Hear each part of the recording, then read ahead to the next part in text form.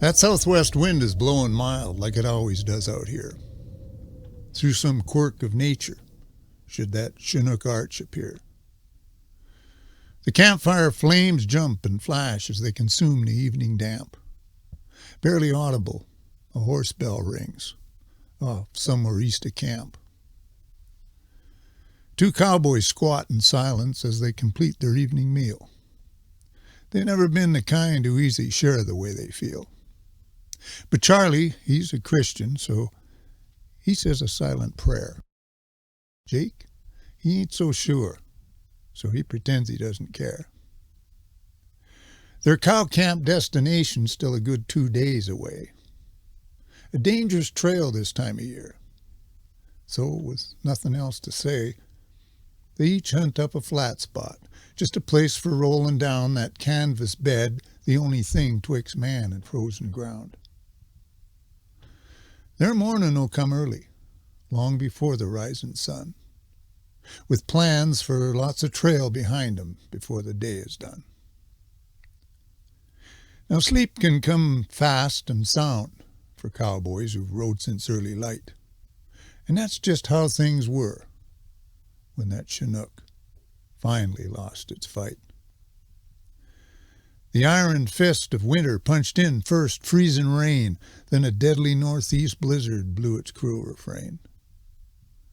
It was that kind of storm that hits so fast, you got no time to run.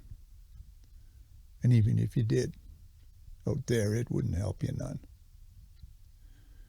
Charlie was the first to rise from underneath his tarp.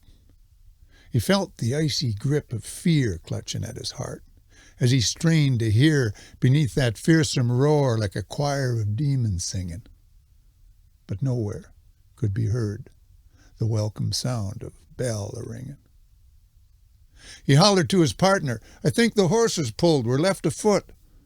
Jake stirred from underneath his tarp to have a look. An icy blast made him recoil like a turtle to its shell, but in that brief moment, he'd seen enough. He knew all too well. Out beyond that curtain of darkness, the drifts were piling high, burying gear and firewood.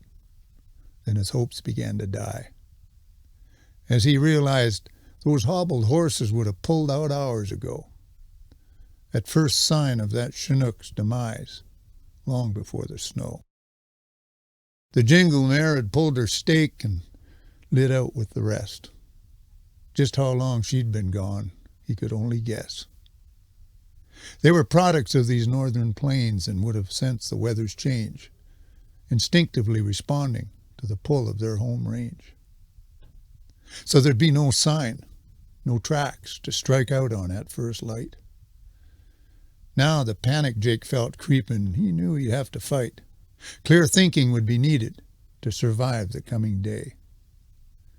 Both men fought their demons as the darkness wore away.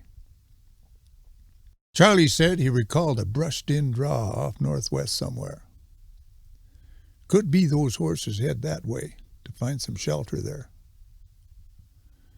Jake says to Charlie, "Suppose you tell me just where northwest might be. There sure ain't a lot of landmarks in the 10 feet I can see."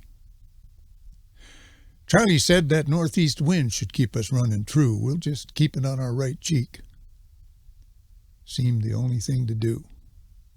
So with blankets wrapped around them, they plunged off into the storm, traveling through a barren land devoid of shape or form. On and on they trudged into that frightening world of white, a bitter Arctic wind their only guiding light. Now a pause for rest and sustenance, some bannock and cold beef. Backs turned towards the raging storm for a moment of relief. Jake says to Charlie, "Boy, ain't this living." Charlie smiled grimly, then agreed, as they both noticed something sinister in the shifting of the breeze. It's blowing in from the side again, and the men both realize that very wind they've been relying on has been telling them some lies. They know now that things have quickly gone from bad to worse. Charlie started praying. Jake began to curse. Just where the hell's your God at now in this our hour of need? Charlie kept on praying, paying Jake no heed, for the answer to his prayer was arriving on the wind, like the voice of God's forgiveness for man and all his sin. Like to a sailor lost at sea, the sweet call of a land bird, came the drift and whisper of a pony snuffle, both men clearly heard.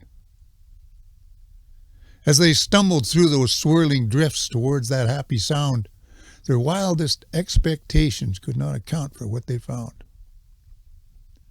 A cabin, wood smoke pouring from the chimney stack, their own fine string of horses in a small corral out back.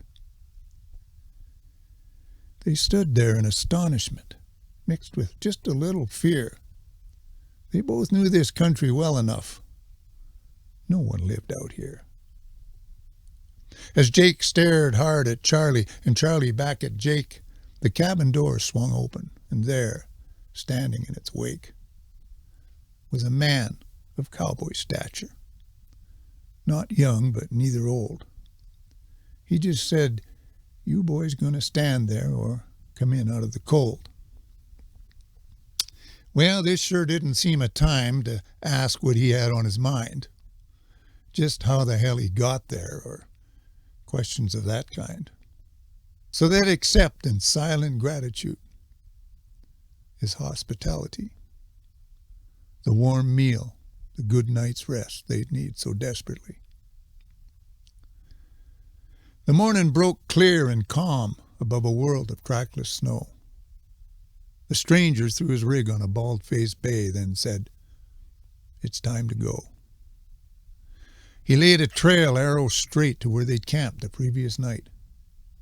But just how had he done it, without a track in sight? He helped them pack, then wished them well and sent them on their way. Said he had a chore to do, but hoped they'd meet again someday. It was 3 days hence they heard a tale that chilled them to the bone, from the old bull nurse who'd been holed up in the cow camp all alone. He said, "I was woke up sudden in the middle of the night by an awful winter storm. It gave me quite a fright. I didn't know just what to do, but 2 things were clear to me. You boys were somewhere on the trail, and that sure weren't no place to be. Aware of these winter pack trips and how they're always fraught with risk, and how we've all lost some good friends in lesser storms than this. I never was much of one for praying, but I sure done a bunch that night. And I was still a-praying hard come the morning light.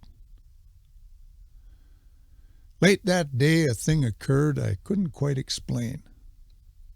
Seems I had a visitor as that storm was on the wane. He told me not to worry, everything would be okay. Then he just crawled back up on his horse and quickly rode away.